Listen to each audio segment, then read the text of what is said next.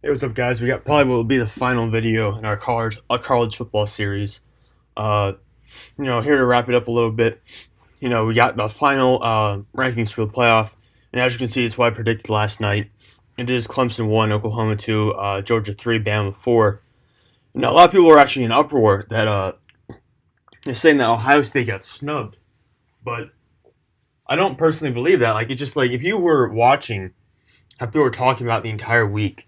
And like, if you were thinking about how where Bama was ranked compared to Ohio State at the start of the week, I thought it was pretty obvious that Bama had a bit of an advantage over Ohio State, and that Ohio State would have to win by a lot to beat Bama. But Ohio State only won by a little bit over a terrible offense with a terrible quarterback. Well, not terrible offense. The running back's pretty good, but a terrible quarterback-led team in Wisconsin. So I thought it was just like they barely won. So I thought that obviously, like I thought that was just made Bama a shoo-in. But I guess a lot of people are still debating that. A lot of people didn't really get that. Uh, that's kind of why. That's what I was just assuming for me. Like that's why I thought it was. Like, if you fill out the vote here, it's very close, like in people's minds, of guess. But I thought it was always pretty obvious that Bama would have an advantage. And as we can see, Bama came out on top. Unfortunately, like I would rather have seen Ohio State, to be honest. And it's kind of ironic because Ohio State and Bama are very similar.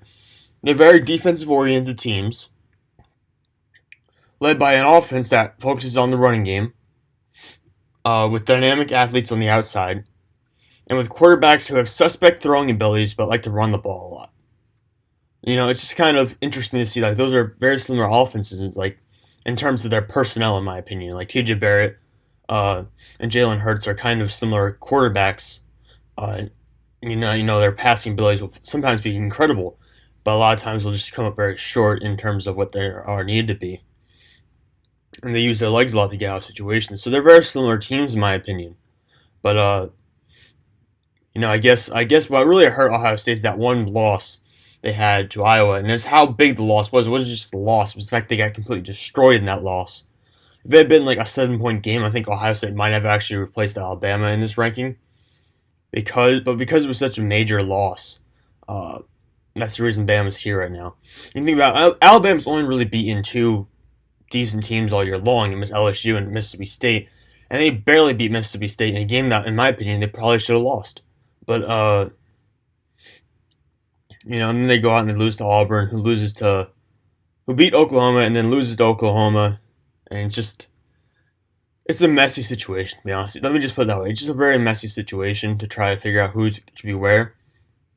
But at the end of the day, it came down to just five teams in reality. Ohio State was the fifth team, and they unfortunately draw the short end of the straw here, and they get left out. And it's not shocking to me, but like like I said, like last night, this is what I predicted. But the more I look at the numbers for both teams, I feel like Ohio State had a much closer chance than I gave them credit for because of just how good their defense was and how off Alabama's kind of been this year when playing higher ranked opponents. It's just kind of surprising for me to figure out where Alabama actually was in terms of where I thought they were. I thought they were a more complete team than they've proven to be so far this year. So it was just kind of weird to go and look at that. Uh, but I still think, I think the committee made the right decision for the wrong reasons. Let me put it that way. I think Bama should have been the team to get in, based off of past merit. So I believe that plays a role in it, even though it probably shouldn't. I believe it does play a role in it. Uh, I think Bama's just more of a complete team, and they have a better chance to challenge Clemson, Oklahoma, and Georgia than Ohio State in my mind. But that's for the wrong reason though. Like he should have done it based just on like the criteria that the committee has set out, which includes conference championships, which the Alabama doesn't have. But I believe that Nick Saban's presence, along with the past successes of Alabama and their past like their past success in competitions against teams like this, against teams like Clemson, uh, or their past close games against Clemson, especially like the last two last two national finals. I think that played a role in this. In reality, it shouldn't, but the committee's only humans, so therefore they have like this bias. They have these things tugging at the back of their minds, I just think I think they picked Alabama. I think it's the right call, but I just don't think it was necessarily as well. It's not. I don't think they necessarily. I'm trying to figure out how to word this. They don't. They didn't necessarily pick them for the purpose or with the exact right intent that the criteria sometimes set out, or the criteria sometimes defines. Uh, Still, I think it was. I think I don't know. It's so weird. You hear me like stumbling through this entire thing. I'm trying to figure out exactly how to phrase it without making the committee sound like they did something bad.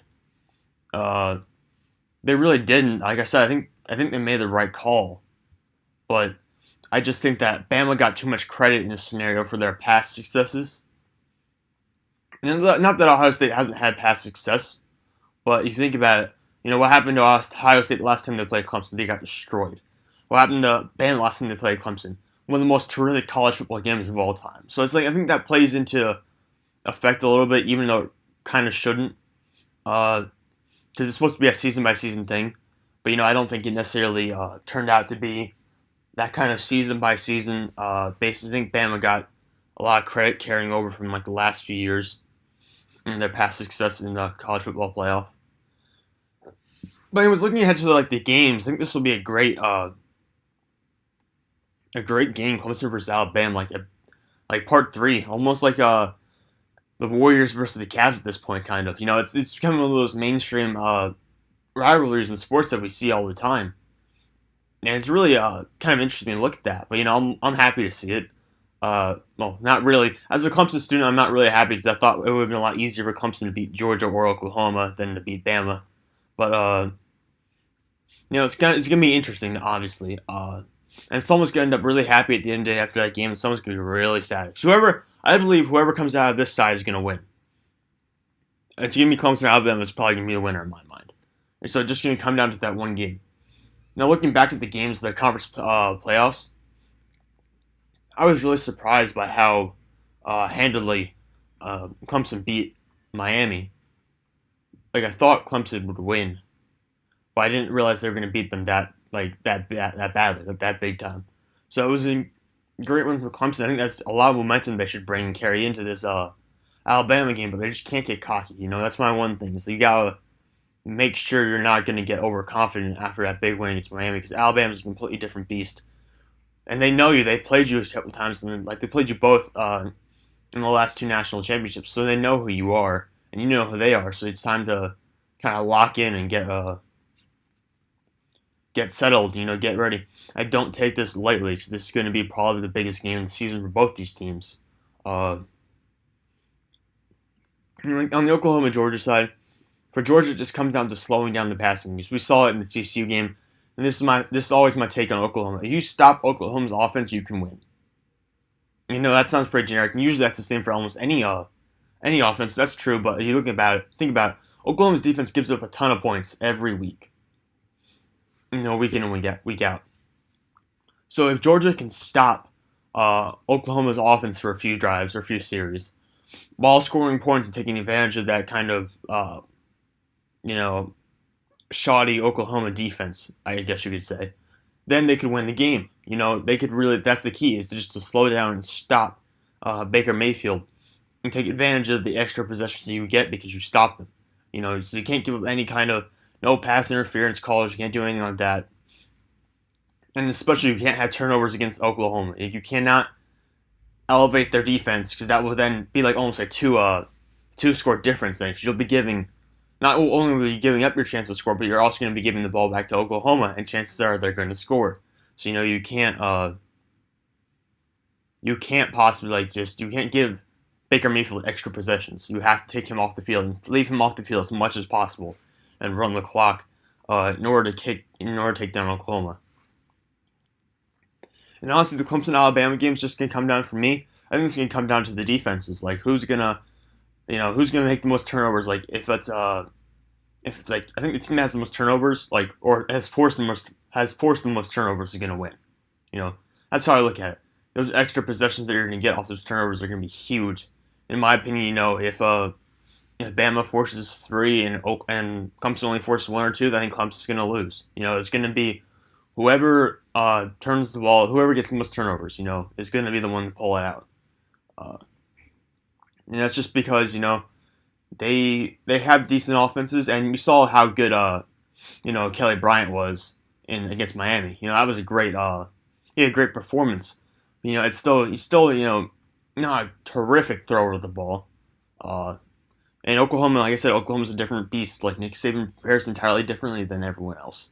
It's going to be an entirely new game with Oklahoma. Not with Oklahoma, with Alabama. It's just like there's just something special about Alabama, and you know it, and I know it, and we've seen it. It's just going to come down to who goes in there and who gets it done probably the quickest. Who jumps out to the lead, who is able to maintain the lead in the game, and just keep those turnovers down for Clemson. If they want to win, but still having an effective ground and air attacks. If you are one-dimensional against Alabama, you will lose. Same against Clemson. If you're one-dimensional, you'll lose. So you have to have both these teams to focus on having a multifaceted attack on the ground and through the air. And like I said, keep the turnovers down. Those are some mistakes that Clemson had against Miami and some of these other teams that they cannot have against Alabama. Turnovers will kill them. So anyways, guys, that's probably it for this video. We'll see how the playoff goes, and I'll talk to you guys later.